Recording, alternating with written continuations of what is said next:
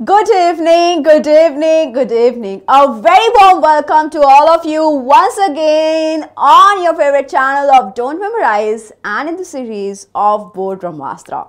This is your buddy, your biology buddy, Devika. Once again, we are going to talk about the topic of hereditary and evolutions, my friend. Right तो आज हम बात करने वाले हैं hereditary and evolution के chapter के बारे में। तो हमने इसे लास्ट क्लास में ही शुरू कर दिया था, याद आ कि नहीं, याद है कि नहीं? ठीक है। सो हेरिडिटरी एंड इवोल्यूशन 1 में हमने कौन सी चीजें बात की थी, क्या हमने देखा था, राइट? किस चीजों को हमने पढ़ा था? तो वहां पे हमने बात की थी वेरिएशंस की, जीन्स क्या होते हैं, अलील्स क्या होते हैं, क्रोमोसोम्स कहाँ मौजूद होते हैं, chromatin fibres, how do they come together, wind up and then form a chromosome, right? तो ये सारी चीजें बेसिक कॉन्सेप्ट्स हमने देखे थे। And we also talked about the monohybrid cross, my dear students, right? So did we? Okay, so now what are we going to do today? आज है practice वाला सेशन। चलो फटाफट एक काम करो, अपने सारे दोस्तों के साथ आके इस प्रैक्टिस वाले सेशन में जुड़ जाओ, क्योंकि आज हम बहुत ज्यादा क्वेश्चंस करने वाले हैं। ठीक है, आज सारी के सारी ट्रिक्स, सारी टिप्स आने वाली है। ठीक है, सो ये बहुत ही इंटरेस्टिंग सा सेशन होने वाला है, एक बहुत ही ज्यादा इंटरैक्टिव सेशन होने वाला है। यहाँ पे मैं आप सबके आंसर्स जानना चाहती हूँ, प्रैक्टिस करवाना चाहती हूँ, and along with that how to tackle this kind of question in our board examination, क्योंकि in our board examination this kind of questions do come and this particular chapter is extremely important. sample question paper उठा के देख लो, आपको पता चल जाएगा कि ये कितना important है, कितने questions इसमें से आए हैं। एक 4 मार्कर पकड़ के रख लो, ठीक है? एंड फिर वेरी शॉर्ट आंसर्स में भी ये questions यहाँ के दिखाई देंगे। तो चलो सारे दोस्तों के साथ आप भी जुड़ जाओ, ठीक है? अपने दोस्तों को भी बुला लो and hit a like button if you are here with me and send me a hi. चलो hi Manura, hi Yadnesh, very good evening to all of you beta. Now the question is on our screen. Starting with the question, ये क्या हो गया ma'am, आज कुछ पढ़ाया नहीं, direct question hit कर दिया। ये हम पढ़ चुके हैं, वी आर रिकॉलिंग। ठीक है, तो मैंने एक वीडियो में बात की कि रिविजन और रिकॉलिंग में क्या डिफरेंस होता है, राइट? सो डिफरेंस ये होता है, रिकॉल में आप टेस्ट करते हो अपने ब्रेन को और जोर डाल के सारे जो कंसेप्ट आपने पढ़े उसको याद करने की कोशिश करते हो, not just read them. So are you guys with me? Ready? Excited? Yes और no? Yes or no? Can you read the question? Let me read it out for you. Now, plants with purple and white colored flowers and crossing resulted in purple and white. ठीक है, कैसी आई progeny? Purple and white progeny in the ratio of 3:1. The nature of the cross would be. Now ये बताओ फटाफट, 3:1 मतलब क्या? किसका ratio है ये? 3:1 मतलब क्या? किस चीज का रेशो है? हेलो जी, हेलो, वेरी वार्म वेलकम। बताओ फटाफट बताओ, ये किस चीज का रेशो है? मोनोहाइब्रिड क्रॉस का जीनोटिपिक रेशो है, फिनोटिपिक रेशो है, ये कैसा रेशो है बच्चों? चलो सॉल्व करते हैं, थोड़ा सा टाइम देती हूं मैं आपको इसे सॉल्व करने के लिए।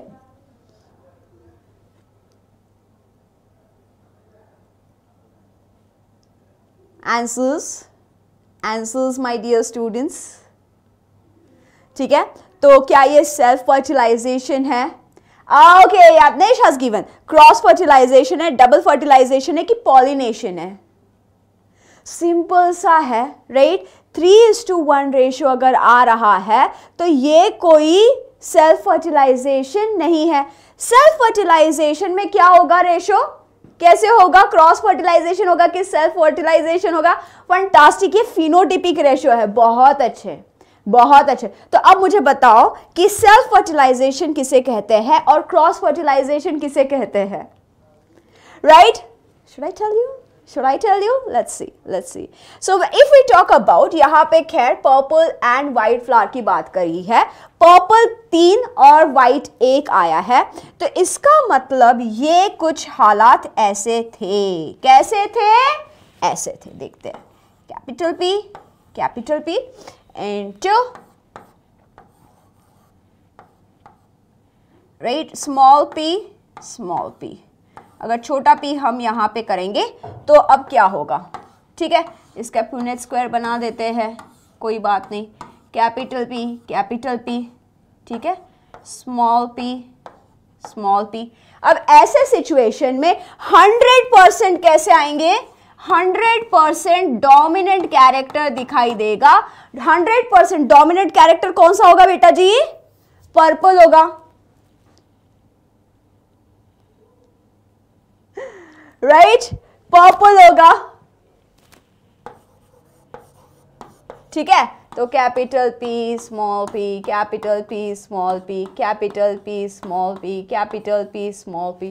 अब इन्होंने क्या कहा कि crossing were resulted and white flower progeny and the ratio the nature of cross would be. कौन सा? Cross fertilisation. क्या होगा? राइट, तो ये सिचुएशन है यहां पे. ठीक है, सो F1 जनरेशन में सारे के सारे 100% डोमिनेंट आ गए, है ना? 100% डोमिनेंट आ गए. F2 रेशो में क्या हो गया कि 3 जो थे वो मतलब 3 ही होता है क्या? नहीं. इस क्वेश्चन को बहुत अलग अलग तरीके से पूछा जा सकता है. Hi world is watching. Yes, correct. So now यहां पे 3 ही हो सकता है क्या? 3 ही आएगा पेड़? नहीं, ऐसा नहीं है. 3:1 इज अ रेशियो. राइट, सो अगर यहां पे कुछ मानो 1000 प्लांट्स है ना, 1000 प्लांट वहां पे उग गए हैं, तो उनमें से लगभग 700 जो है वो हो गए पर्पल, एंड थोड़ी मात्रा में मतलब 25% की मात्रा में, आप समझ लो 225 मात्रा में वहां पे हो गए व्हाइट फ्लावर के प्लांट. तो then that is called as 3:1 ratio. तो इसका क्वेश्चन अलग तरीके से भी पूछा जा सकता है कि 1000 प्लांट्स में से 700 पर्पल दिखे, 200 some random number like over here 224 जो है वो हमें दिखाई दिए white. So what ratio does it denote? तभी भी हमें आंसर आना चाहिए कि it is showing the monohybrid cross का phenotypic ratio, right? So now here answer, the nature of cross would be cross fertilisation, self fertilisation, double fertilisation, pollination. Pollination का तो सवाल ही नहीं उठता. ठीक है, डबल फर्टिलाइजेशन का भी सवाल ही नहीं उठता. क्यों? डबल फर्टिलाइजेशन तो टेक्निक है ना, रिप्रोडक्शन वाले चैप्टर में हम पढ़ते हैं. It is present in all the angiosperms, right? It is present in all the angiosperms. So yes, उसका भी सवाल ही नहीं उठता. अब दिक्कत है सेल्फ और क्रॉस में. सेल्फ फर्टिलाइजेशन किसे कहा जाता है बेटा? जब हम F1 into F1 करते हैं. राइट, क्रॉस फर्टिलाइजेशन किसे कहा जाता है? जो पेरेंटल क्रॉस फर्टिलाइजेशन होता है. Now can you answer me? अब मैंने तो लाइफ लाइन भी दे दी है. चलो अब बताओ किसको लॉक किया जाए? ए को लॉक किया जाए, बी को लॉक किया जाए? आपने इस्तेमाल कर ली है 50-50 की लाइफ लाइन. ठीक है, तो 50-50 ने ये आपके दो गलत विकल्प यहां से हटा दिए गए हैं. 2 विकल्प यहां पे बचे हुए हैं. अब मुझे बताएं कृपया कि आंसर क्या होगा? सेल्फ होगा कि क्रॉस फर्टिलाइजेशन होगा? When do you receive? अब यहां पे सिचुएशन ये होती है, ये हो गया क्रॉस फर्टिलाइजेशन. क्यों? क्योंकि यहां पे पर्पल एंड व्हाइट फ्लावर लिया गया था. ठीक है, पर्पल एंड व्हाइट फ्लावर लिया गया था. ये था P1 का मतलब पेरेंटल जनरेशन का क्रॉस. अब हम करते हैं F1 जनरेशन का क्रॉस, जिसका दूसरा नाम है सेल्फिंग. सेल्फी वाला सेल्फिंग. हाँ जी, सेल्फी वाला सेल्फिंग की कौन सा सेल्फिंग? सेल्फिंग मतलब कि F1 into F1. जब हम F1 into F1 करेंगे तब जाके ना 3:1 का रेशो ला पाएंगे. क्या कहते हो? है ना यार, ये चीज़ें बहुत आसान है। It is just like you know cute cute से पजल्स है ये, जिसको हमें पढ़ना है। मैंने ये अक्सर देखा है, बोर्ड एग्जामिनेशन हो या कोई भी एग्जामिनेशन हो, बायोलॉजी में गलती कहाँ होती है? बायोलॉजी में गलती क्वेश्चन पढ़ने में होती है और उसे जल्दी जल्दी सॉल्व करने में होती है। इतनी हड़बड़ी, ओवर कॉन्फिडेंट है, ये तो मैं फोड़ डालूंगा, अरे ये तो आता ही है मेरे को, ठीक है। तो इसी में हो जाता है चक्कर। यहाँ पे रेशो दे रखा है, and when this ratio comes dear students in any damn question, right, so it is F1 into F1 का रेशो, फर्स्ट प्लीलियल का जब सेल्फिंग होगा तब जाके ये रेशो मिलेगा। आई बात समझ में? Now would you be able to solve this question in any form? मैंने 3-4 इसके वेरिएशंस बता दिए। This is the aim of this class today. यहाँ पे एम ही ये है कि हमें क्वेश्चन सॉल्व करना है, इस चैप्टर को टैकल करने का तरीका ही यही है, ठीक है। तो यहाँ पे टिप क्या हुई बेटा? What is the tip? What is the tip that you have to remember? 3:1 मतलब कि F1 into F1। 3:1 मतलब कि F1 into F1 मतलब first period into first period मतलब कि सेल्फिंग हो गया, राइट? समझ में आ गया तो एक लाइक बटन हिट करो। समझ में आ गया है तो लाइक बटन हिट करो, मुझे पता चले समझ में आ रहा है। इज इट क्लियर और is it clear? It should be clear now. Moving on to the next question, moving on to the next question, come on now. Which of the following cross can be used to determine, अरे ये बहुत ही प्यारा question है, ये बहुत ही प्यारा question है, ठीक है। Determine the genotype of the plant with dominant phenotype. कैसे आपको पता चलेगा? ऐसा कौन सा क्रॉस करने पे आपको पता चलेगा कि कौन सा डोमिनेंट फिनोटाइप है? मतलब which of the following cross can be used to determine the genotype of a plant, genotype of a plant with dominant phenotype. कैसे पता चलेगा? नमस्ते बेटा जी, बात बताओ यहां पे, मजे की बात बताऊं। ये क्वेश्चन मैंने अभी आपको बता दिया, ठीक है। अभी मैं आपको इसकी ट्रिक भी बता देती हूं, और आखिरी में, इस सेशन के आखिरी में, इसी टाइप का सेम कंसेप्ट के ऊपर वाला दूसरा क्वेश्चन मैं आपके लिए ले आऊंगी। Done? Done? Let's just solve this now. यहां पे क्या हो सकता है कि पेरेंटल टाइप क्रॉस किसका करते हैं, किसको ढूंढने के लिए करते हैं? क्रॉस ढूंढने के लिए करते हैं पेरेंटल टाइप का, ठीक है। तो पेरेंटल टाइप में आइदर एक कंडीशन होगा होमोजाइगस। होमोजाइगस मतलब क्या? कैपिटल टी और स्मॉल टी मतलब दोनों ही रेसेसिव या फिर दोनों ही डोमिनेंट है, तो होमोजाइगस। केस 2, पेरेंट कैसे हो सकता है? हेटेरोजाइगस मतलब कि उसका जीनोटाइप मिक्स टाइप का है, एक जीन उसके पास कैपिटल टी और एक जीन उसके पास छोटा टी, मतलब कि डोमिनेंट एक और रेसेसिव एक।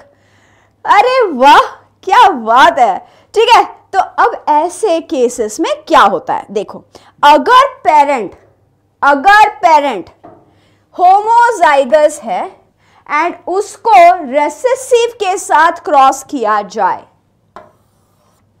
रेसेसिव के साथ क्रॉस किया जाए तो क्या होता है? तब 100% जो है वो डोमिनेंट ट्रेट दिखाई देगा। 100% डोमिनेंट कैरेक्टर आएगा। कितना? 100%। इसके विपरीत, ये हमारे दिमाग में छपा होना चाहिए। इसके विपरीत जब भी ऐसा क्रॉस हो और इसके साथ रेसेसिव, प्योर रेसेसिव का क्रॉस किया जाए तो 50-50% हो जाता है। मतलब 50% रहे टॉल और बाकी के 50 जो रहेंगे वो रहेंगे डॉर्फ। ठीक है, देख लो यहीं पे लिखा हुआ है, आपके सामने लिखा हुआ है, ठीक है, कि कैपिटल टी और स्मॉल टी मतलब हेट्रोजाइगस अगर पेरेंट है, उसके साथ अगर हम रेसेसिव का क्रॉस करवाते हैं तो आपको अगर 50-50 किसी भी किसी भी चीज में कोई भी क्वेश्चन आने दो, जमाने का कोई भी क्वेश्चन आने दो, उन्होंने अगर ये सवाल पूछ दिया आपसे कि 50% डोमिनेंट और 50% रेसेसिव दिख रहे, 50% पर्पल दिख रहा है, 50% व्हाइट दिख रहा है, 50% टॉल दिख रहा है, 50% शॉर्ट दिख रहा है, 50% व्रिंकल दिख रहा है, 50% राउंड दिख रहा है, समझ जाओ बेटा जी कि यहाँ पे पेरेंटल टाइप जो है वो हेटेरोजाइगस है। वो कैसा है? हेटेरोजाइगस है। आई बात समझ में? और अगर 100% आ जाता है तो यहां पे वो जो पेरेंट है वो होमोजाइगस कंडीशन है। तो इसका मतलब इसका सही जवाब क्या रहा? डी रहा। ठीक है, जब भी ऐसा होता है तो इसे कहते हैं हम टेस्ट क्रॉसेस। इसे हम क्या कहते हैं? Test cross. हालांकि ये है नहीं, लेकिन इसके क्वेश्चन आ जाते हैं, है ना, कि टेस्ट क्रॉस जब भी हम करेंगे तो हमें पता चलेगा कि ये क्या था, राइट? इसका जीनोटाइप कैसा था, दिखने में ये क्या सच वाला टॉल था या फिर इसकी सिर्फ दिखावटी ही टॉल है, या फिर ये पूरा का पूरा होमोजाइगोटिकली टॉल है। अंडरस्टूड? समझ में आया कि नहीं? बताए? ठीक है, चलो अब ये वाला जो कंसेप्ट है ना, इसका क्वेश्चन और मजेदार वाले क्वेश्चंस हम करेंगे। क्या पता हमारे बोर्ड एग्जाम में वही आ जाए, मजा ही आ जाएगा, राइट? Let's see. अब हम बात करते हैं लॉ ऑफ सेग्रीगेशन की। लॉ ऑफ डोमिनेंस हम पढ़ चुके थे। लॉ ऑफ सेग्रीगेशन क्या कहता है? Law of segregation, right, test cross का डेफिनेशन आपसे कोई नहीं पूछेगा बेटा, ठीक है? टेस्ट क्रॉस का डेफिनेशन आपसे कोई नहीं पूछेगा, but any which ways I'll tell you so that you can remember it, right? So yeah, now when a cross is made with a recessive one, okay, the recessive crosses or recessive traits are selected to determine the type of the parent, ठीक है? So tall parent अगर है मतलब dominant parent, whenever there is a parent which is crossed with a recessive type, so determination, यहाँ पे keyword क्या है? determine, पता करना है। अगर पता करना है तो क्या करेंगे? अरे यार, आपको समझ में आया कि नहीं आया, ये पता करने के लिए सीबीएसई वाले क्या करते हैं? टेस्ट रख दे रहे, इतना बड़ा एग्जाम रख दे रहे। सिमिलर वे ये उनका एग्जाम है, ठीक है? ये टेस्ट रहेगा। So a test made for understanding और determining the genotype of the parent is called as test cross, and this test cross, the cross is made with a pure recessive हमेशा pure ही रहता है हालांकि, ठीक है? recessive plant और trait, right? So that is it. Now law of segregation की ऊपर आते हैं। law of segregation मतलब सेपरेट करना, segregation मतलब सेपरेट करना, अलग अलग करना, वही हो रहा है यहाँ पे। मेंडल ने क्या बताया कि भाई जब भी कोई डिप्लॉयड इंडिविजुअल जैसे कि तुम, मैं, हम सब, ठीक है, जिनके दो पेरेंट्स होते हैं, सेक्सुअल रिप्रोडक्शन होता है और दो जीन्स साथ में आते हैं, diploid individual has 2 alleles for any particular trait. तो ममा की आंखें नीली, पापा की आंखें ब्राउन या फिर black, right? So in that case 2 traits जाएगा बच्चे को, कौन सा? एक ब्राउन का, एक ब्लैक का, राइट? तो इसी को कहते हैं कि diploid has 2 alleles for a particular trait. Now this is passed on randomly. इसका पैसेज कैसे होता है?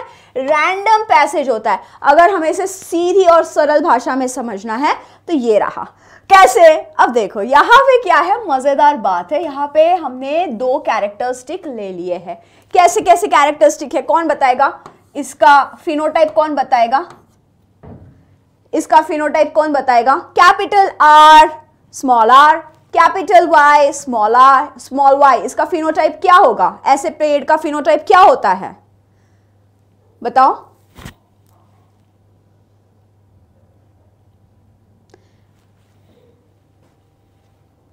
इसे हम कहते हैं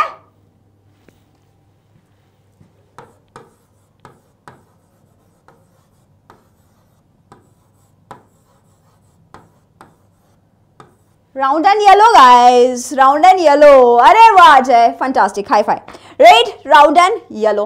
तो अब राउंड और yellow, fantastic fantastic, very good Manyara, very good, round and yellow, बहुत अच्छे।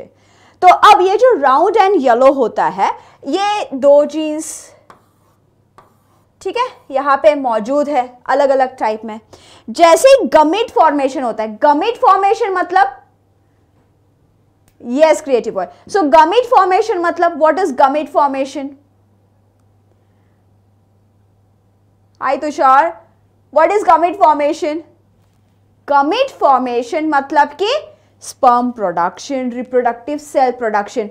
फिर से याद दिलाती हूँ, लास्ट क्लास में हमने बात की थी, जैसे कि हमें टोटल होते हैं 46 क्रोमोसोम, जैसे ही स्पर्म प्रोडक्शन होगा तो क्या होता है 23 एक स्पर्म में और 23 दूसरे स्पर्म में चले जाएंगे। So that is called as gamete formation. Hi Liyaqat, उसे क्या कहते हैं? गमीट फॉर्मेशन कहते हैं।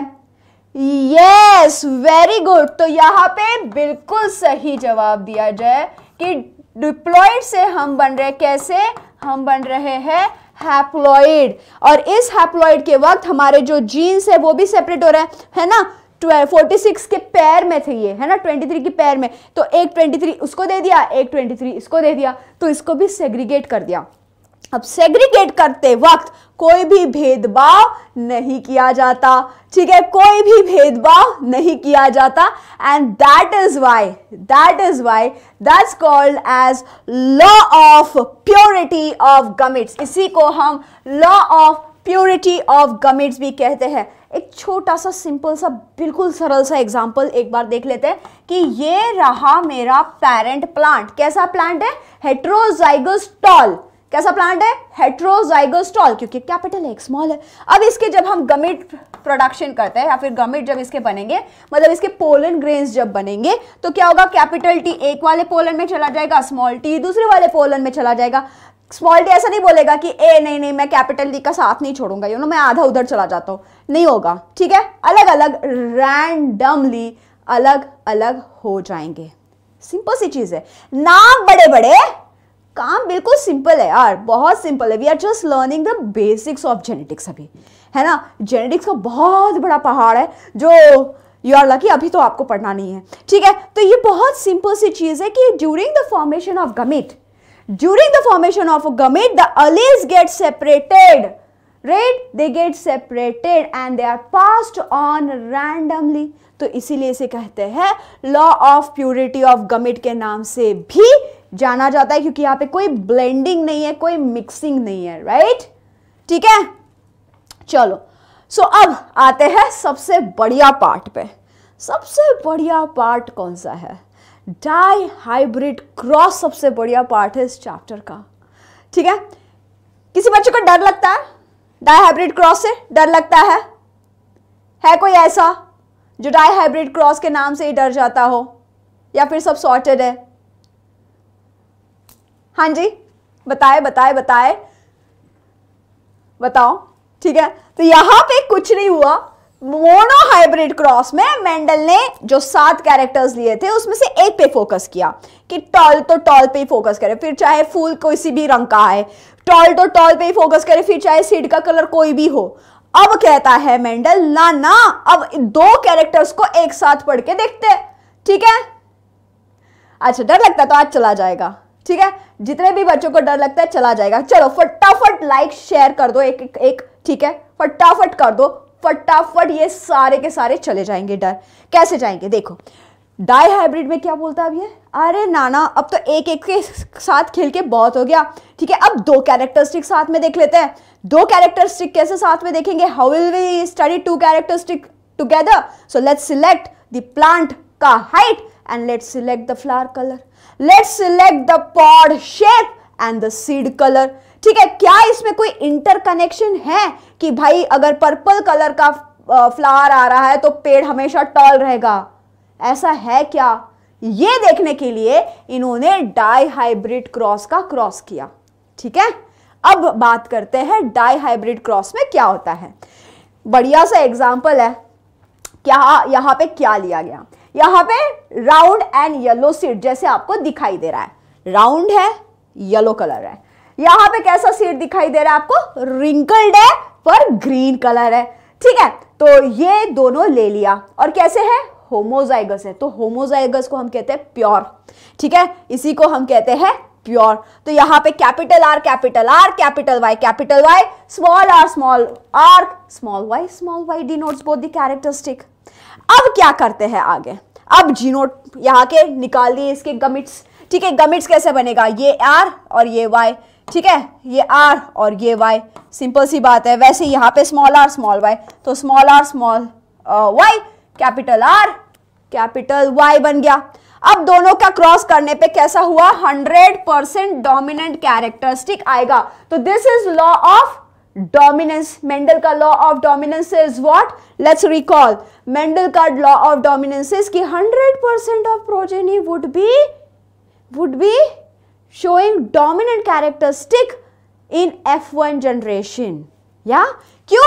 क्योंकि डोमिनेंट रहने के बाद रेसेसिव वाले को अपना मुंह खोलने को ही नहीं मिलेगा, इसीलिए। सो F1 generation everything is dominant. अब इन्हीं गमिट्स को हमने आगे इसके गमिट्स निकाल दिए।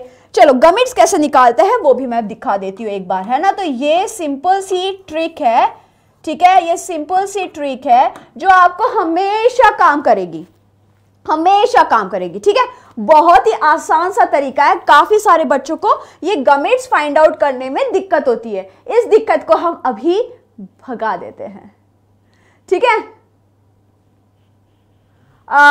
वर्टिकल करें या नहीं, ये तो मैंने ऐसे रखा है, आप ऐसी वर्टिकल ही करें, ठीक है। एग्जामिनेशन में इसे सीधा सीधा लिखें क्योंकि ऐसे लिखने में पेपर में जगह नहीं होगा, राइट। सो अभी तो मैं ऐसे नहीं लिख सकती थी, that's why I have put it in the landscape mode, लेकिन आप सीधा सीधा लिखना, ठीक है, राइट।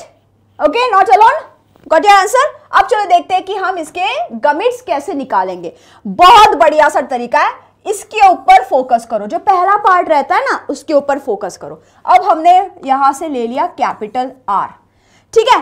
कैपिटल आर के साथ जोड़ देंगे इस वाले कैपिटल वाई को, डन है जी। फिर हम लिखेंगे कैपिटल आर को और छोटे वाले वाई को जोड़ देंगे, डन है जी, हो गया, ठीक है। अब ये हो गया इसका काम तमाम।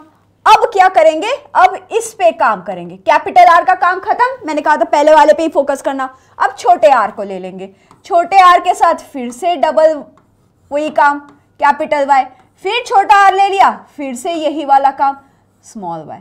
हो गए गमिट्स रेडी? हो गए गमिट्स रेडी?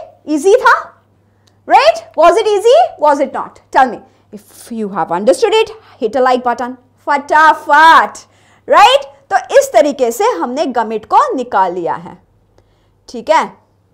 अब क्या करते हैं? अब कचरा कर देते हैं साफ। अब आगे इसका बनाते हैं चार्ट, इसे हम कहते हैं पुनेट स्क्वायर। पुनेट जो था वो साइंटिस्ट था, वो ही बंदा था जिसने इस मेथड को निकाला, that's why it is named as Punnett square. Gamete को रख दिया इस साइड और ऊपर की साइड, ठीक है, and then we make the squares along with it, done. Now what do you find? You write, कैसे लिखते हैं हम इसे? अब बस इसको कॉपी करना है, capital R small capital Y capital Y. अब ऐसे ही ये सिलसिला चलते रहेगा, चलते रहेगा, चलते रहेगा, चलते रहेगा, चलते रहेगा, राइट। चलते चलते हम कहाँ आ पहुंचे देखो। अब यहाँ पे बेटा जी ध्यान देना पड़ेगा हमें, ठीक है। कैसे मिल रहा है? या it's very easy, right, easy peasy lemon squeezy, come on now. अब यहाँ पे हम इसके टाइपोज पे ध्यान देते हैं। सबसे पहले हमें दिखने में कैसे दिख रहा है, तो सबसे पहले हम काउंट करते हैं कि येलो और राउंड जो कि डोमिनेंट कैरेक्टर स्टिक था वो कैसा है। 1 2 3 4 5 6 7 8 9, हाँ जी। तो 1 2 3 4 5 6 7 8 9, ऑलराइट, ये था। तो 9 येलो एंड राउंड मिले कि नहीं? आपके कुछ कम ज्यादा है तो बता दो, आपके कुछ कम ज्यादा है तो बता दो, मुझे तो 9 मिले, ठीक है।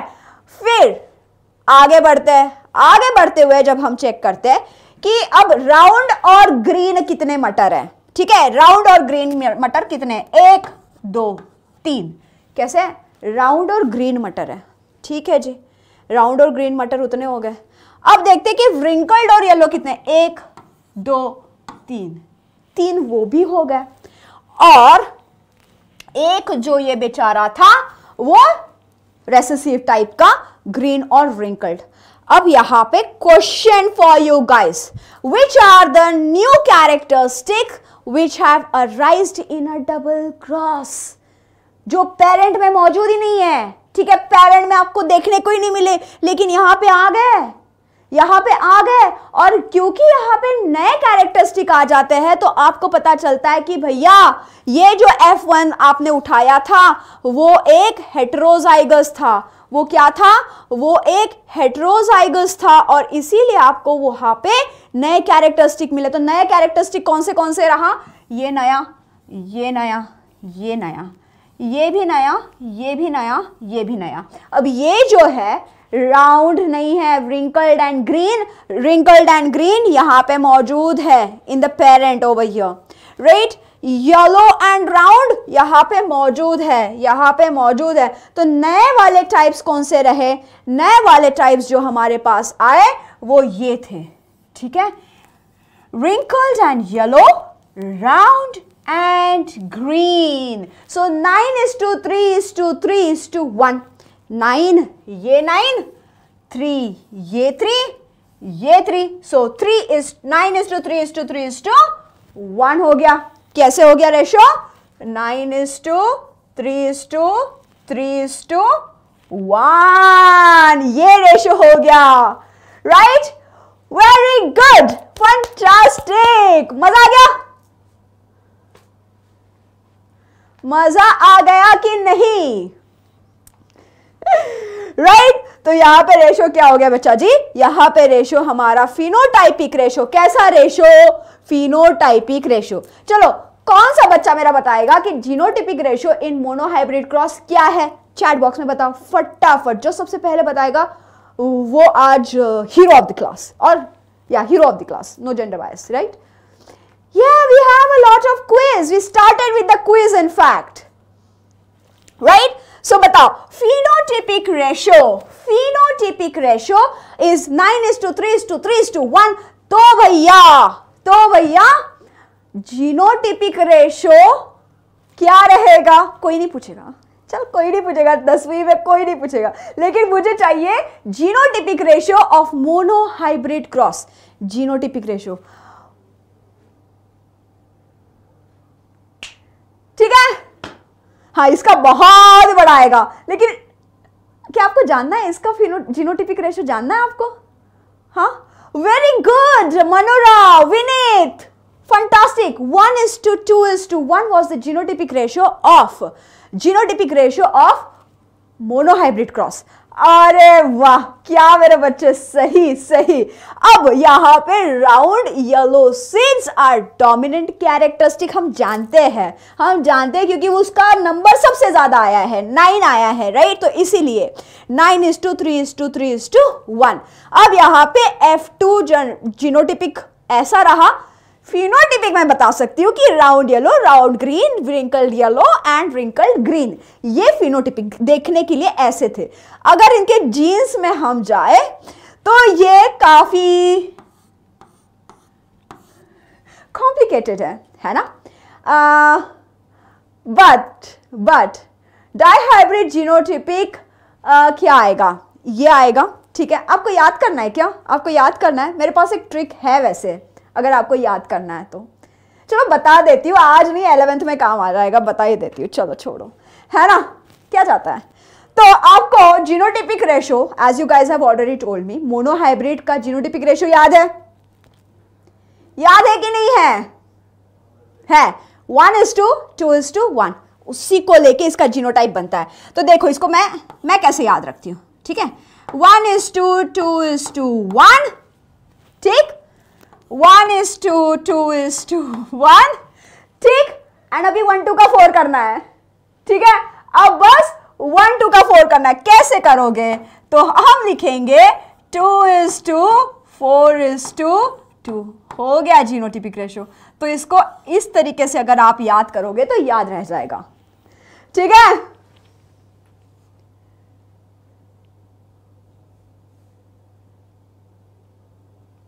Thank you, Shiva. Fantastic, Ritwik. Hey, Ritwik. Nice to see you here. Fantastic. तो चलो यहाँ पे हम क्या करते हैं?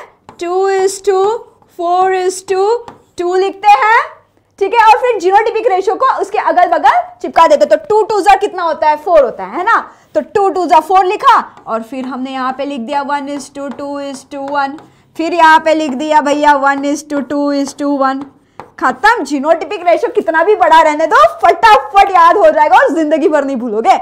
मैं नहीं भूली तो आप भी नहीं भूलोगे। If I can, you can definitely. Yes, right, right और रॉन्ग? मजा आ गया?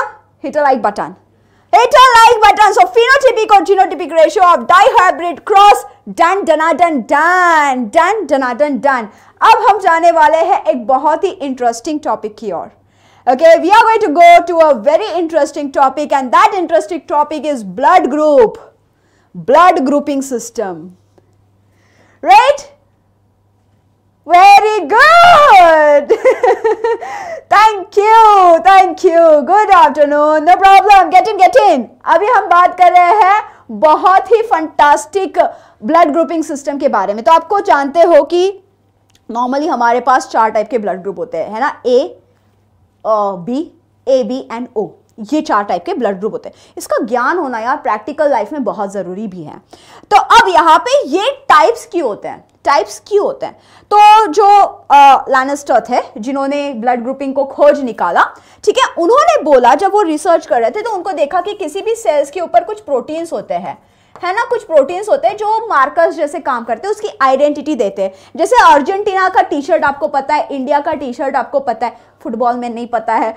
काश आप लोग चले जाओ, है ना, हमारी भी नेशनल टीम बन जाए यार फुटबॉल की, मेरी तो यही दुआ है. तो अब ये जो टी शर्ट्स है, मेरी टी शर्ट है, इन्फिनिटी लर्न की टी शर्ट है, बड़ी proudly I am wearing it, right. तो अब ये जो टी शर्ट है ये मैं बताता है कि मैं कहाँ पे हूँ, मैं किस टीम से खेल रही हूँ, राइट. वैसे ही हर सेल के पास अपने प्रोटीन्स होते हैं जो बताते हैं कि वो क्या टाइप का सेल है. उनके खास मार्कर होते हैं, आइडेंटिफायर्स होते हैं.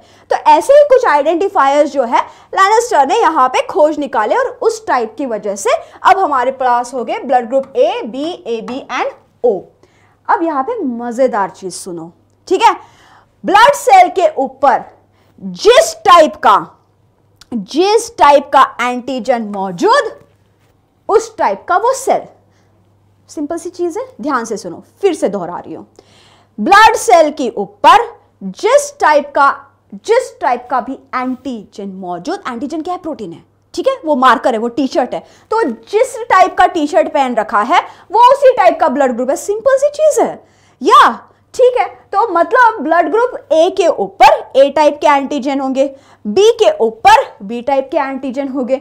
जब हम कहते हैं ए बी, ठीक है, तो यहां पे दोनों ही टाइप के एंटीजन होंगे, है कि नहीं? यहां पे वो भी बताते हैं, आरएच ब्लड ग्रुप की भी बात करते हैं, तो यहां पे दोनों ही होंगे, तो दोनों ही हैं. Blood group O is actually नील बटा सन्नाटा, आर्यभट्टा की जय यहाँ पे, ठीक है. तो यहाँ पे क्या हुआ? ओ मतलब कुछ नहीं है, यहाँ पे कुछ भी नहीं है इसके पास, ये किसी भी टीम से नहीं खेल रहा है, ये ना कच्चा नींबू है. ठीक है, ये जिस वो होते ना हमारे हर एक गली क्रिकेट में आते हैं, यार खाली जगह है तो मैं चला जाऊंगा, ठीक है. सो यहाँ पे कुछ भी नहीं होता है, तो वो हो गया ब्लड ग्रुप ओ. अब बेटा थोड़ा सा इम्यूनोलॉजी की ओर चलते हैं, ठीक है. हेलो जी हेलो, ठीक है, थोड़ा सा इम्यूनोलॉजी की ओर चलते हैं. तो जब भी एंटीजन और एंटीबॉडी मिक्स होंगे, है ना, जैसे एंटीजन और एंटीबॉडी, उसी टाइप का अगर एंटीबॉडी मिक्स हो गया तो ये रहा एंटीजन, और उसी टाइप का अगर इसे एंटीबॉडी भी मिल जाए तो इसमें क्या हो जाएगा? ये एंटीबॉडी है, ठीक है, नहीं तो ए भी समझ जाओगे आप.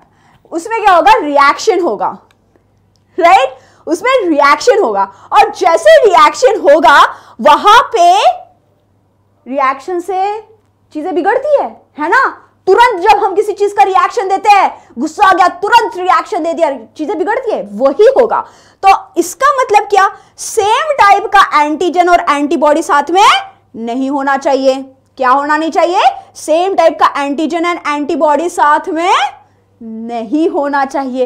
वही चीज हम भी फॉलो करते हैं, ठीक है. तो अब यहां पे क्या किया जाता है कि हमारे प्लाज्मा में एंटीबॉडी क्या है। एंटीबॉडी भी एक टाइप का प्रोटीन ही है जो हमारे बॉडी में ब्लड प्लाज्मा में मिक्स होके घूमते रहता है। अब वही एंटीबॉडी अलग टाइप का रहेगा, एंटीबॉडी बी रहेगा ए में, क्योंकि इसकी टी शर्ट कैसी है, ए एंटीजन की है। इसकी टी शर्ट कैसी है, इसकी टी शर्ट बी है, तो इसमें एंटी जो बॉडी रहेगा वो ए टाइप का रहेगा, ताकि रिकॉग्नाइजेशन ना हो और कोई रिएक्शन भी ना हो। No reaction no problem. अब यहां पे इसके टी शर्ट पे तो दोनों ही है, ए एंड बी, राइट। इसने तो दोनों ही पहन रखी है, राइट। एंटीजन आधी इधर आधी वो, दोनों ही टीम से ये खेलने में लगा हुआ है। तो इसके साथ अगर रिएक्शन करना ही नहीं है तो भाई एंटीबॉडी किसी भी टाइप की नहीं चाहिए। No antibodies are present in A B. अब इसी की वजह से ना ये चतुर लोग जो होते हैं एंटीबॉडी नहीं होने वाले ए बी, ये क्या करते हैं, ए बी ब्लड ग्रुप किसी का भी खून अपना सकते हैं, right. So during blood transfusion they are called as universal acceptors. आने दो बस, ठीक। अब यहां पे बिल्कुल अपोजिट सिचुएशन ओ वालों में होता है। इनके पास दोनों ही मौजूद होती है, कौन, antibodies A and antibody B. इसकी वजह से ये कोई भी टाइप का इनका एंटीजन नहीं होता, राइट। एंड इसीलिए इन्हें हम कहते हैं यूनिवर्सल डोनर। ये सबको बांट सकते हैं, बड़े दिलदार लोग होते हैं। खून इनको भी चलेगा, इनको भी चलेगा, इनको भी चलेगा, सबको चलेगा रे, सबको चलेगा, ठीक है। ऐसा है हमारा डोनर ब्लड ग्रुप ऑफ कौन, ओ जो है वो डोनर ब्लड ग्रुप कहलाता है। और जो रेसेसिव है, राइट, जो हमारे रिसीवर्स है वो यूनिवर्सल रिसीवर कहलाते हैं, वो है ए बी। क्या बात है, चतुर लोग। अब ये जो ब्लड ग्रुपिंग है, ठीक है, प्रोटीन बन रहा है, अगर कोई भी प्रोटीन एक्सप्रेस हो रहा है, बन रहा है, मतलब उस टाइप का जीन उसमें मौजूद है। So this are also controlled by certain kind of allele. अब हम बात कर रहे हैं बड़े काम की बात, कर रहे हैं कि यहां पे क्या होगा। अब ये भी अलील से ही कंट्रोल किया जाएगा, ठीक है। तो सबसे ज्यादा ब्लड ग्रुप कौन सा है देखते हैं, तो चलो बताओ तो कौन से किस का क्या क्या ब्लड ग्रुप है, देखते हैं कि क्या ब्लड ग्रुप है जो सबसे कम है और सबसे ज्यादा कौन सा है। यही से पता चल जाएगा, है ना, एक सर्वे भी हो जाएगा। बताओ फटाफट, तब तक मैं ये समझाती हूँ। तो ये जो अलील्स है, अलील्स कैसे होते हैं बेटा जी, यहाँ पे 3 टाइप के अलील्स ही कंट्रोल करते हैं 4 ब्लड ग्रुप को। कैसे, और एक खास बात, यहाँ पे सारे अलील जो है ए और बी वो दोनों ही डोमिनेंट है, वो दोनों ही कैसे हैं, डोमिनेंट अलील्स है। और डोमिनेंट अलील का मतलब क्या हुआ, जब वो दोनों ही अलील डोमिनेंट पोजीशन में आएंगे तो क्या होता है, देखो ब्लड ग्रुप ए जो है उसे कंट्रोल किया जाता है इस चीज से, ठीक है। मतलब यहां पे हम लिखते हैं आई, ठीक है, इस अलील को डिनोट करते हैं आई, ओके, फैंटास्टिक। ओ के ज्यादा दिख रहे हैं यार मुझे, ठीक है। और फिर ये भी ए ब्लड ग्रुप कहलाएगा, ठीक है। अगर ये सिचुएशन है, ओ मतलब क्या, नीलबटा सन्नाटा है, बिल्कुल यहाँ पे कुछ नहीं है, ठीक है। तो फिर ए ही अपना हुक्म चलाएगा, ए ही डोमिनेंट हो जाएगा, राइट। ओके नरेंद्र, मैं तो देख रही थी अपने क्लास में क्या सिचुएशन है, तो ओ ज्यादा दिख रहा है मुझे तो अभी तक, है ना। बी नेगेटिव है देवी, ओ फैंटास्टिक यार, बड़ा ही रेयर ब्लड ग्रुप है आपका। मेरा ए है, I am A positive, A plus certified हूं मैं, ठीक है। तो अब बी का भी सेम सिचुएशन होगा, बी, ठीक है। तो ये सिचुएशन में भी बी ही होगा। ए भी जब है तब होगा जब एक अलील पे ए और एक अलील पे बी, मतलब अगर मम्मी से बी आता है और पापा से ए अलील आता है तो हमारा ब्लड ग्रुप ए बी बन जाता है। तो ए बी ब्लड ग्रुप जिस किसी का भी है ना Narendra, I guess you were telling me कि आपका ए बी है, तो आपका सिचुएशन ऐसा है कि मम्मा आइदर ए होगी या फिर पापा होंगे बी, तो दोनों का ए और बी होगा, तब ये सिचुएशन आता है। ओ में क्या होता है, ओ एक प्योर रेसेसिव है जब ए और बी एब्सेंट रहेगा तभी ओ ब्लड ग्रुप बन सकता है, तभी ओ ब्लड ग्रुप बन सकता है, उससे तो बन ही नहीं सकता। तो क्या ये सॉर्टेड है? इसके ऊपर क्वेश्चन पूछने वाली हूं, हम क्विज करने वाले हैं। रेडी हो क्या? आज हम क्विज करने वाले हैं इसके ऊपर। समझ में आई ना बातें? ठीक है, चलो जिसके समझ में आई है वो एक लाइक बटन हिट करे फटाफट। ठीक है, तो चलो आगे बढ़ते हैं। आप लोग पूछ रहे थे मैम ये निगेटिव पॉजिटिव का क्या चक्कर है मैम? निगेटिव और पॉजिटिव मतलब क्या? ए पॉजिटिव लिखते हैं, ए निगेटिव लिखते हैं, बी निगेटिव, बी पॉजिटिव नहीं, होना तो पॉजिटिव ही चाहिए, बी ऑलवेज पॉजिटिव, लेकिन कुछ बी निगेटिव का ब्लड ग्रुप भी होता है। So this was actually coming from rhesus monkey. ठीक है, जैसे हमने देखा ना कि ब्लड सेल है, ब्लड सेल के ऊपर कुछ प्रोटीन्स लगे हुए हैं, है ना, कुछ प्रोटीन्स लगे हुए हैं, और इन प्रोटीन्स की वजह से हम इन्हें ए या बी ब्लड ग्रुप का बुलाते हैं, राइट? ए या बी ब्लड ग्रुप का बुलाते हैं। और इसी के कारण बेटा जी ऐसा ही एक प्रोटीन और जिसे RH का नाम दे दिया गया। ठीक है, RH का नाम दे दिया गया, क्यों? क्योंकि वो डेडिकेट कर दिया लैनिस्टर जी ने। Landsteiner ji was basically the one who discovered all of this blood grouping system. तो इनमें मतलब कि ये हमारे रेसिस मंकी है, ठीक है, लंगूर नहीं है वो, रेसिस मंकी है। तो ये जो रेसिस है तो उसे पॉजिटिव निगेटिव का फैक्टर कहते हैं, रेसिस फैक्टर, राइट? सो अगर वो प्रोटीन मौजूद है तो positive, which is mostly commonly found in all of us. Very rare are the negative ones, और उसमें भी सबसे ज्यादा नेगेटिव बी नेगेटिव होता है। ठीक है, तो उसे कहा जाता है, राइट, करेक्ट नरेंद्र? तो वहां पे आती है जेनेटिक्स, है ना, ए और बी आ जाता है, राइट? तो आपको समझ में आ जाएगा। चलो, तो इस वजह से अगर प्रोटीन्स मौजूद है तो RH पॉजिटिव, अगर प्रोटीन नेगेटिव है तो RH नेगेटिव। वैसे CBSE में इससे ज्यादा क्वेश्चंस नहीं आते। क्वेश्चंस किस पार्ट से आते हैं? Right, there are only 3% of RH negative, by the way 97% मेरे जैसे ही है, सब हम लोग पॉजिटिव लोग, राइट? सो नेगेटिव वाले जो है वो बहुत ही रेयर होते हैं, स्पेशल है यार, स्पेशल है। चलो, मैंने कहा था क्वेश्चंस लेके आऊंगी मैं, yes, correct, right? So now a man with blood group A marries AB blood group woman, ठीक है? So which type of progeny indicate that the man is not homozygous? Not homozygous. अब यहाँ पे हमें सबसे पहले क्या करना है? सबसे पहले हमें पेपर और पेन उठानी है ठीक है, पेपर और पेन उठानी है, और उसके बाद हमें यहाँ पे लिखने हैं इसके ऑप्शंस। अगर इन्होंने पूछा क्या है कि नॉट अ होमोजाइगस, मतलब कि ये होमोजाइगस नहीं होने का कोई चांस है कि नहीं, तो पहले हम समझ लेते कि ब्लड ग्रुप ए कैसा होगा, आइदर ऐसा होगा, ठीक है, ये होमोजाइगस, और ये हो गया हेट्रोजाइगस कंडीशन। अब इन्होंने क्या बता दिया है कि पत्नी की जो ब्लड ग्रुप है, पत्नी का जो ब्लड ग्रुप है वो AB है। AB का तो कोई ऑप्शन ही नहीं है ना गाइस, कोई ऑप्शन है क्या? AB का एक ही ऑप्शन है, क्या ऑप्शन है? A और B। तो इसका मतलब ये थी फीमेल, और मेल का जो सिचुएशन है इन दोनों में से कुछ हो सकता है, ठीक है, ये this can be the male situation, but female का तो सॉर्टेड है भैया, ठीक है, फीमेल का तो सॉर्टेड है, राइट। अब हमें क्या करना है? Okay, am I getting answers or not? चलो सॉल्व करो इस चीज को तो आपको समझ में आएगा, सिंपल सी चीज है। अब आप क्या करोगे? दो केस बनाओगे, ठीक है, आपको समझाने के लिए मैं यहां पे लिख देती हूं केस 1 और केस 2।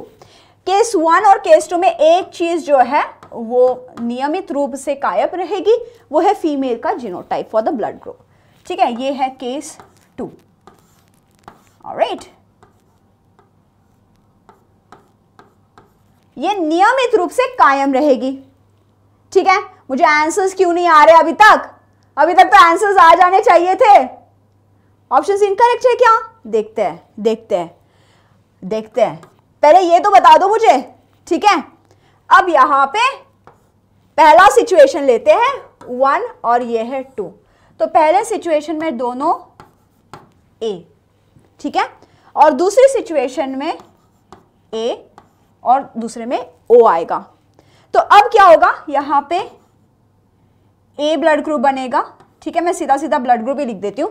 A ब्लड ग्रुप बनेगा, यहाँ पे AB ब्लड ग्रुप बनेगा, यहाँ पे फिर से A ब्लड ग्रुप बनेगा और फिर से AB ब्लड ग्रुप बनेगा। यहाँ पे क्या सिचुएशन होगा, A blood group, AB blood group, A blood group और B ब्लड ग्रुप, ठीक है। ऑप्शंस एकदम सही है, ये मैं बता दूं, ऑप्शंस एकदम सही है। थोड़ा सा दिमाग की बत्ती जलाने की देर है, आंसर आपके आंखों के सामने लिखा है, मैंने आंखों के सामने लिखा है कि अगर गलती से उनका बच्चा कौन से टाइप का हो गया तो पता चल जाएगा कि भैया जो मैन है वो होमोजाइगस नहीं है, ठीक है। Who can answer this, come on. A भी तो यहां पे भी है, ए भी तो इस केस में भी होगा कि जब होमोजाइगस होगा तब वाली केस में भी है, इसमें भी है और इसमें भी है। तो हमें क्या ढूंढना है, हमें ऐसा कुछ ढूंढना है जो कि होमोजाइगस वाली सिचुएशन में हो ही नहीं सकता। हमें ऐसा कुछ ढूंढना है जो कि होमोजाइगस वाली सिचुएशन में हो ही नहीं सकता। Who can give me the answer for this now? फटाफट बताओ यार।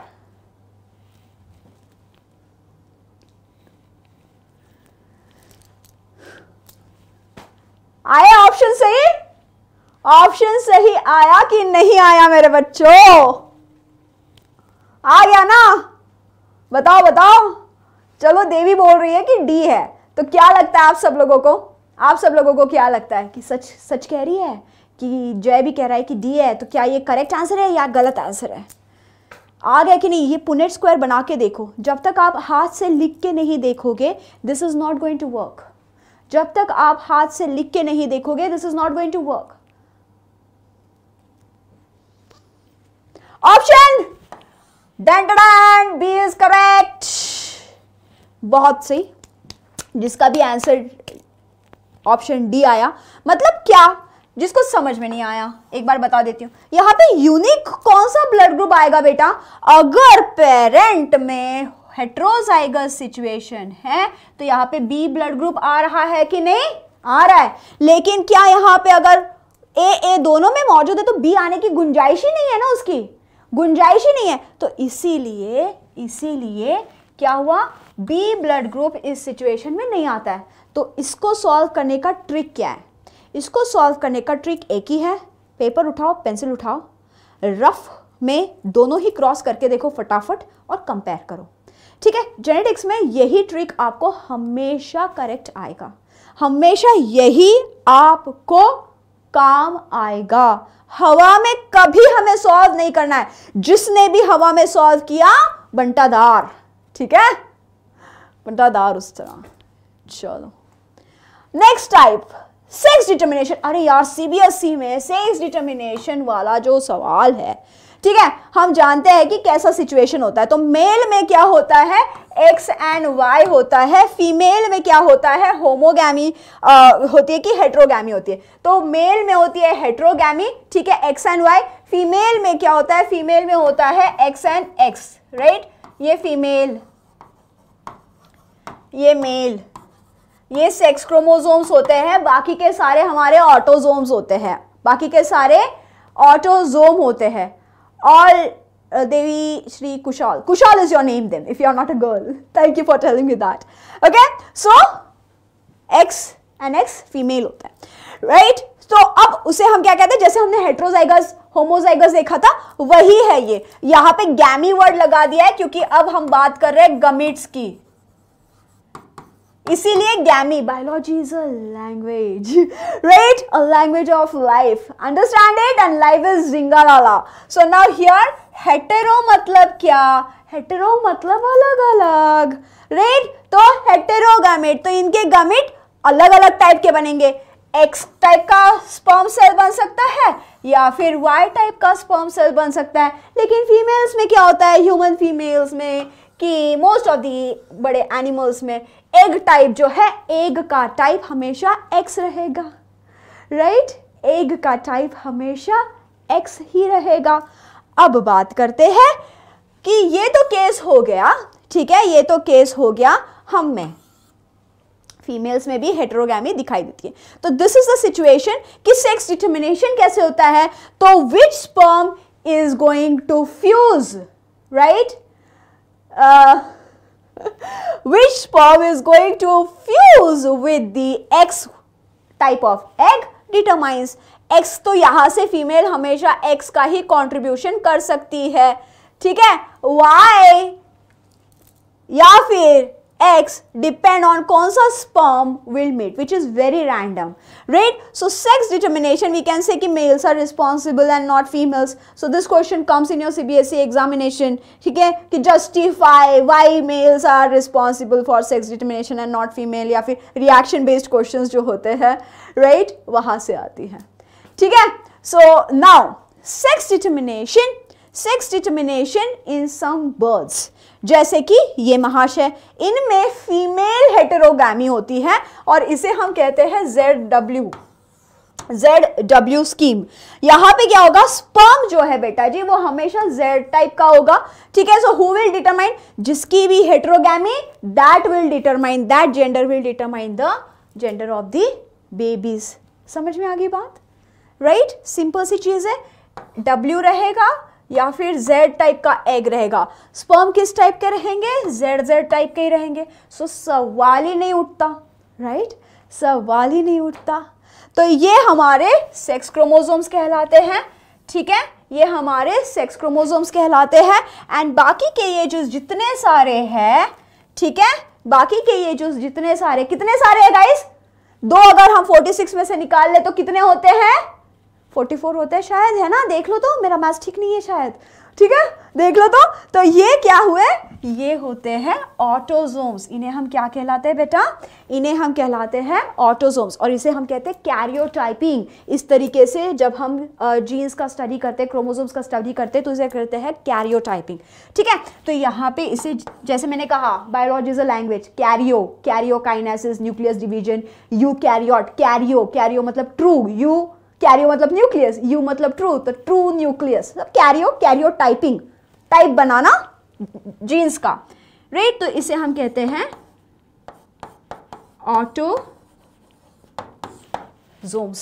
ठीक है, और इसे हम कहते हैं sex chromosome. Fantastic, let's go ahead. तो क्या इन जीन्स में जब कोई खराबी हो, ठीक है, इन जीन्स में कभी जो खराबी हो, तो उसे हम कहते हैं सेक्स लिंक्ड इनहेरिटेंस, ठीक है, सेक्स लिंक्ड इनहेरिटेंस। बॉल्डनेस देखा है, बॉल्डनेस है ना, काफी सारे फैमिली में बॉल्डनेस होता है, ठीक है, दादा को था, परदादा को था, उनके पापा को था, तो उस वाले जनरेशन में यूजुअली मेल को वो जो है वो मिलता है, क्योंकि वो वाई क्रोमोसोम पे होता है, ठीक है, तो वो मेल्स में चला जाता है, इसलिए मेल्स को जो है वो बॉल्डनेस आ जाता है। सो that is also a sex linked inheritance. ये तो मज़ेदार बात हुई, मज़ेदार क्या यार, जिसको होता है उसको समझ में आता है, ठीक है। लेकिन दूसरे भी कई सारे ऐसे जीन्स होते हैं या जो you know which are inherited and वो डिसीजेस कैरी करते हैं, जैसे कि colour blindness, haemophilia. Colour blindness में क्या होता है, लाल हरे के बीच का पता ही नहीं चलता, ठीक है। अगर मैं ये टी शर्ट पहनी हूँ, अगर कोई कलर ब्लाइंड है तो उसको ये ग्रे कलर की दिखाई देगी, ठीक है, तो उसको पता ही नहीं चलेगा कि ये लाल है, पीली है, नीली है, काली है, ठीक है, तो उसे हम कहते हैं कलर ब्लाइंडनेस। दूसरा होता है हीमोफीलिया। हीमोफीलिया में अगर छोटा सा भी कट हो जाए ना, वो खून क्लॉट ही नहीं होता, वहाँ पे क्लॉटिंग फैक्टर ही मिसिंग होता है, ठीक है, तो खून बहते रहेगा, उनको तुरंत डॉक्टर के पास जाके कुछ करवाना पड़ता है, तभी वो ठीक होता है। तो this are the examples of the sex linked inheritance. इसके ऊपर ज्यादा नहीं पूछा जाएगा, ठीक है, इसके ऊपर ज्यादा नहीं पूछा जाएगा। अब ऐसा क्यों होता है ये हम देख लेते हैं कि एक्स लिंक्ड है, जैसे कि मैंने आपको बताया हीमोफीलिया एंड कलर ब्लाइंडनेस, है ना। अब इसकी भी जो मात्रा है, द सफरर्स, है ना, they are more males than females. पूछो क्यों, इसका रीजन ये है, ठीक है, इसका रीजन ये है बेटा कि अगर फीमेल है तो फीमेल के पास कितना क्रोमोसोम्स है, 2 एक्स क्रोमोसोम्स है। अगर मेल है, मेल के पास कितना क्रोमोसोम है? एक ही है, राइट, एक ही है।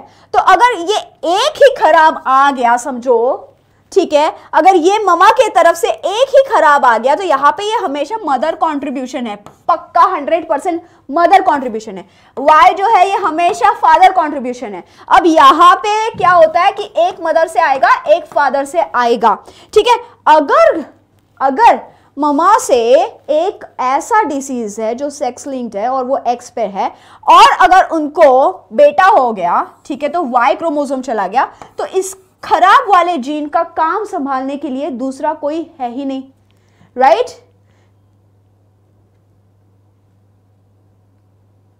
Ma'am, I have a doubt. Sometime fertilization fails. Can you state the reason?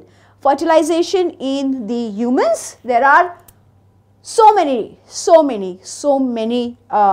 reasons for that. Okay. पहले इसको खत्म करते हैं फिर आते हैं उसके ऊपर। तो अब यहाँ पे क्या होगा कि यहाँ पे मानो कि ये वाला एक्स क्रोमोसोम जो है ये थोड़ा सा फॉल्टी था, ठीक है, लेकिन इसका कार्यभार जो है दूसरे वाले एक्स ने संभाल लिया, उतने प्रोटीन्स उसने सिंथेसाइज कर दिए हैं, एंड दैट इज वाई यहाँ पे जो फीमेल्स है वो लेस प्रोन होती है, ठीक है, लेस प्रोन होती है towards these kind of diseases when considered to the men, right? Question coming your way. Correct, right, female carrier होती है क्योंकि वो हेट्रोजाइगस होती है, बहुत खूब बताया, right. All right, for come on answer. Assertion, height, okay, height in a pea plant is controlled by the efficiency of enzymes and is thus genetically controlled. Reason यहाँ पे है, ठीक है, reason है cellular DNA is the information source, right, making proteins in the cell. Weakening of male chromosome is not the answer, right? That's not the answer. What if the man has only female children? This they won't work in the man. हाँ बेटा, तो females में नहीं रहेगा, female उनकी सारी carriers रहेगी, ठीक है, they can be the carriers, no problem. अब जेनेटिक्स में हम प्रोबेबिलिटीज पढ़ते हैं ना, जेनेटिक्स में हम ये नहीं कहते कि इसको बेटा ही होगा या बेटी होगी, ठीक है, अगर ऐसा हुआ तो ये होगा, वो हुआ तो वो होगा, तो वी स्टडी प्रोबेबिलिटीज कि इतना रेशियो आएगा, ठीक है। That's why before marriages genetic counselling भी किया जाता है, आप 12th में वो भी पढ़ोगे कि जेनेटिक काउंसलिंग क्यों किया जाता है। So okay, I have started getting the answers and I've got an answer from fantastic Vin Diesel. Wow, that's beautiful name. Okay. Okay, now tell me, both A and R are true, ठीक है, and R is a correct explanation. A and R are true. R is not correct. A is true, but R is false. A is false, but R is true. What kind of chromosomes can be seen in transgender? Transgender में थोड़ा सा गड़बड़ हो जाता है, उनमें इस type का हो जाता है, एक एक्स्ट्रा एक्स चला जाता है गलती से, उसको कहा जाता है क्रोमोसोम डिसजंक्शन, ठीक है, ऐसा टाइप का दिखाई देता है उनमें, दैट्स व्हाई दैट इशू। ना यहाँ पे height of a P plant is control by the efficiency of enzyme, हाँ जी बिल्कुल सही, ठीक है, असर्शन एकदम करेक्ट है कि हमारा जो डीएनए रहेगा वो क्या करेगा, कितना टॉल प्रोटीन चाहिए भाई, ले ग्रोथ हार्मोन ले ले ले ले ले, ठीक है, तो ये वहां पे डिटरमाइन करेगा। अब आगे क्या बोला गया है कि cellular DNA is the information source for making the proteins in the cell, ठीक है, सो हाँ ये भी करेक्ट है, ये भी करेक्ट है, तो इसका आंसर क्या हुआ, इसका मतलब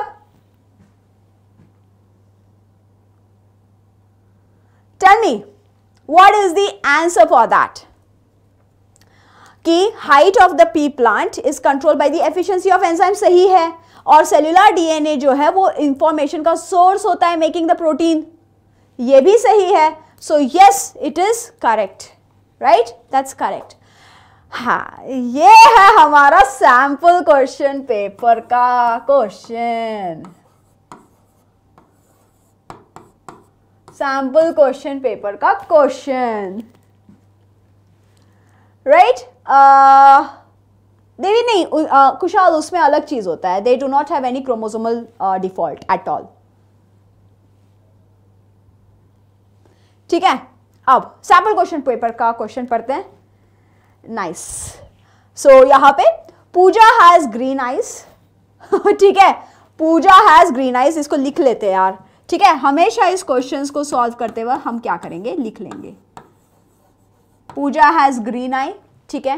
while her parents and brother have black eyes, तो इसके mummy and father, mom and father दोनों के ब्लैक हैं। सही जा रहे हैं, सही जा रहे हैं। जैसे हम कहते हैं ना कि मैथ्स में हम सॉल्व करते हैं, वैसे ही हमें यहाँ पे स्टेप बाय स्टेप सॉल्व करना पड़ेगा। तो parents, while her parents and brother have black eyes, पूजा's husband Ravi has black eyes while his mother has green eyes and father has black eye, and father has black eye। ठीक है, तो अब देखते हैं यार, अब देखते हैं, इसको लिख के लेते हैं। ठीक है, तो ग्रीन आइज जो है वो रेसेसिव कैरेक्टर है ओवर दी ब्लैक, ये तो हम जानते हैं। तो हम यहाँ पे लिख लेते हैं कि पूजा का जीनोटाइप कैसे होगा। हमने देखा कि पूजा का जीनोटाइप जो है वो ग्रीन आई का है, मतलब कि यहाँ पे हम ऐसा लिख सकते हैं, इसको लिख देंगे हम, एक मिनट, स्मॉल जी से डिनोट करो, या फिर इसे आप स्मॉल बी से भी डिनोट कर सकते हो। ठीक है, तो अब यहाँ पे पूजा क्या, ये सिचुएशन है। ऑलराइट, पूजा के पेरेंट्स कैसे हैं? पूजा के दोनों पेरेंट्स डेफिनेटली हेट्रोजाइगस होंगे। Why they would be heterozygous? Who can tell me why they would be heterozygous? Because Pooja has got green eyes, so that's why parent जो है, ठीक है, फिर से एक बार लिख लेते हैं। पूजा के कैसे हैं? ग्रीन आईज हैं। ठीक है, पेरेंट के कैसे है? फिर पेरेंट के ब्लैक है, लेकिन ये ब्लैक हेट्रोजाइगस ब्लैक है, राइट। हेट्रोजाइगस ब्लैक होने का मतलब है कि यहां पे ऐसा सिचुएशन है। ठीक है, यहां पे ऐसा सिचुएशन है। फिर क्या बताया गया कि पूजा का हस्बैंड रवि के आंखें ब्लैक है, while his mother has green eye and father has black eye। ठीक, तो अब रवि की भी आंखें कैसी हैं? ब्लैक आईज हैं। तो यहां पे ये वाला सिचुएशन बनता है। रवि की मॉम, RM लिख रहे हैं, और रवि के फादर, ठीक है, रवि के फादर की ब्लैक आईज है, मतलब यहां पे सिचुएशन ऐसा बन रहा है, और रवि के मदर की ग्रीन आईज है, तो यहां पे सिचुएशन ऐसा बन रहा है। और ऊपर से पूजा के ब्रदर, ये भी रह गए ना भैया, बुरा मान जाएंगे, भाई दूज पे, राखी पे भेजेंगे नहीं गिफ्ट, तो हमें लिखना पड़ेगा पूजा के ब्रदर की आंखें भी कैसी है? ब्लैक है। तो ये सिचुएशन ऐसा या फिर ऐसा होना चाहिए, लेकिन ये सिचुएशन बहुत कम होगा। चलो देखते हैं। रेडी? रेडी और नॉट रेडी? ठीक है, करके देख रहे हैं। On the basis of above given information, तो हमने इंफॉर्मेशन लिख ली है। ठीक है, information is the green eye color dominant or recessive trait? Justify your answer. So what's wrong in that? Good for you, you know that. Come on, tell me, on the basis of green eye कैसा है? Recessive है कि dominant है? Come on, let's solve. ये तो simple question पूछा है इन्होंने। ये एक कहानी बताई, ठीक है, ये एक कहानी बताई, कहानी में इंफॉर्मेशन दिया, और इंफॉर्मेशन पे A, B, C इतने क्वेश्चंस पूछ लिए उन्होंने, और D वाला भी है, लेकिन D वाला कैसा दे रखा है? और में दे रखा है। चलो एक एक करके सॉल्व करते हैं बेटा जी, ठीक है। बहुत ही इंपॉर्टेंट टॉपिक हम लोग यहाँ पे कर रहे हैं। चलो, on the basis of the above given information is the green I colour dominant और रेसेसिव? फंटास्टिक, ये कैसा है? ये ग्रीन आई जो है रेसेसिव है, क्योंकि पूजा के ब्रदर के आंखें ब्लैक आई है, ठीक है, क्योंकि पूजा के ब्रदर की आंखें ब्लैक आई है। अगर ये डोमिनेंट होता तो दोनों की ही आंखें ग्रीन होती। Good, very good job. चलो, ऐसे क्वेश्चंस अगर आपको चाहिए ना, नीचे टेलीग्राम लिंक है, टेलीग्राम लिंक में आपको आपके सारे ऐसे टाइप के क्वेश्चंस प्रैक्टिस के लिए मिल जाते हैं। हर दिन हम लोग पीडीएफ अपलोड करते हैं ताकि विद सॉल्यूशंस, विद सॉल्यूशंस, ताकि आपको सॉल्यूशंस भी पता चले, आप प्रैक्टिस भी कर पाओ, ठीक है। सो join the Telegram channel and hit the like button फटाफट। Now, what is a possible genetic makeup of Pooja's brother's eye color? Right? So पूजा के ब्रदर के पापा का कैसा था कलर? कुछ ऐसा था, ठीक है। ये पेरेंटल टाइप था, मॉम एंड डैड का। तो यहाँ पे पॉसिबिलिटी है कि ये सिचुएशन भी ब्लैक देगा, ठीक है, और ये सिचुएशन भी ब्लैक देगा, तो दोनों ही है। आखिरी वाला क्वेश्चन मैं आपके लिए छोड़ के जा रही हूं for the homework. Answer me in the chat box, ठीक है, आफ्टर द क्लास। ये होमवर्क है आपका कि what is the probability of offspring of Ravi and Pooja will have green eyes and also show the inheritance of the eye colour suitable cross के साथ। तो on this note guys, tata, bye bye, take care, have a very nice day.